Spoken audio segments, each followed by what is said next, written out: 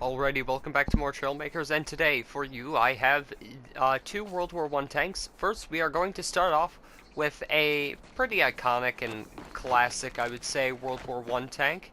We have the Mark IV heavy tank. Even though, technically speaking, I don't think this thing would have been all that heavy, because I'm pretty sure World War I tanks on average weighed around like probably 30 tons or something like that. Yeah, just very. They're more like heavy light tanks, I would say, disguised as heavy or disguised as heavies. Though yeah, I gave this thing a very realistic top speed of. Technically, it should be 7 kilometers per hour, but given how the engine works, it,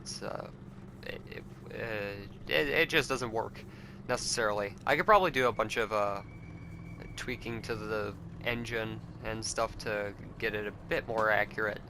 But yeah, this is how it is. If we're lucky, we might be able to. I might be able to show you its capabilities, because I have gotten it to climb over this a few times. Can I get her to climb over? Come on, Bessie. Come on. Climb. Nope, it ain't happening. Okay, let's try a better approach. Let's try a better approach. Trust me, it does what it does it. I promise. I promise. I've never lied to you guys. I think. I don't think at least. Yeah. Sometimes you gotta approach it at an angle, but it seems right now it doesn't want to do that, so we're not gonna. Sometimes it does climb over. It's just because of how physics in this game kind of works. The sponsons for this are pretty weird, mainly because you can't really do a perfect cylindrical shape for it, otherwise connection points.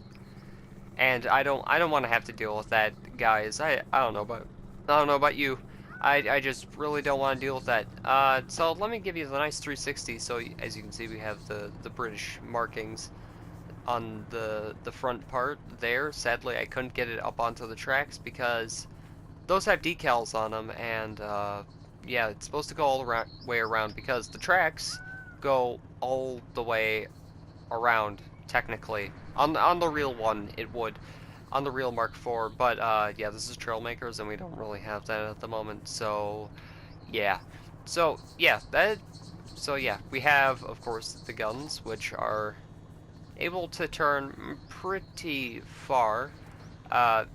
So the machine guns on the sides also have their function. Sadly, I couldn't get the machine gun on the front to traverse because it caused problems with how the tracks work. Because if we go in the builder here, they have to be piston glitched in because I can't, because there's too much in the way for this to be piston glitched in through the side where it would actually be lined up. So I kind of had to do this, and that was easier. So yeah, that is the Mark IV. So now we're going to move on to a World War I Super-Heavy that never got completed, though I'm pretty sure it was being actively worked on during World War I. We have the German Empire's K-Wagen. So this thing, I'm pretty sure it would have mounted 4 57mm cannons on each of its 4 sponsons. Maybe I'm getting that wrong. Maybe it was a 75. But I don't know. This is definitely a lesser known of the super heavies. I don't think really anyone knows about this, but it was technically the first super heavy. Around, I believe, the time of 1917, its design was, I think. So yeah, can I just please hit this chicken? There we go. I'm now satisfied. Yeah, this thing also painfully slow, though I made it go faster because, well, I feel like, well, to be fair, the A7V actually had, well, comparatively, I'm just going off of what I've seen in War Thunder and how the World War I tank perform in that. And the A7V definitely seems like it has a better engine, so I was like, you know, why wouldn't, if the K-Wagon was in the game, hypothetically, why wouldn't it, you know, have, somewhat, you know, somewhat faster, speed. Though I did work on an A7V briefly in Trailmakers, but due to the overall shape of it, I did actually have one. But little do you know, if you have Trailmakers installed on extended storage and the game crashes, you have a random chance of losing all your save data, or not your save data. Actually, I'm pretty sure save data, but yeah, you pretty much have to restart campaigns and all your builds are deleted from your builds menu. So yeah, make sure you don't have this game installed on extended storage. At least in my experience for PlayStation. So yeah, this thing is it's pretty clunky. Though I really like the flat connector pieces kind of acting as rivets along the top of the vehicle. Then you have the exhausts. Then this is the weird commander's cupola or cupola, however you want to pronounce it. That's what that is, which interesting decision. Though the Char 2C has an even more interesting one. It has a cupola that has slits in it that spins around. Hypothetically, so bullets don't get in, but I don't see the French's reasoning behind that. You know, I don't know about you, but I don't think France was really well known for making the best tanks. So, yeah.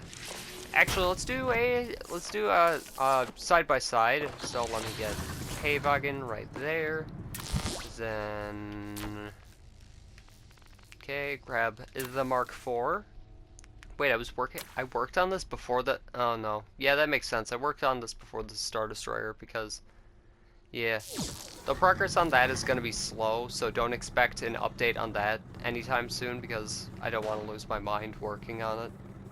Because I would like to have the determination to actually work on it, not just burn myself out making the project and be like, well, this isn't fun for me, so I'm not making it anymore, so. Okay, so the Mark IV is, it's kind of like roughly the same height. I think they're both actually the same height.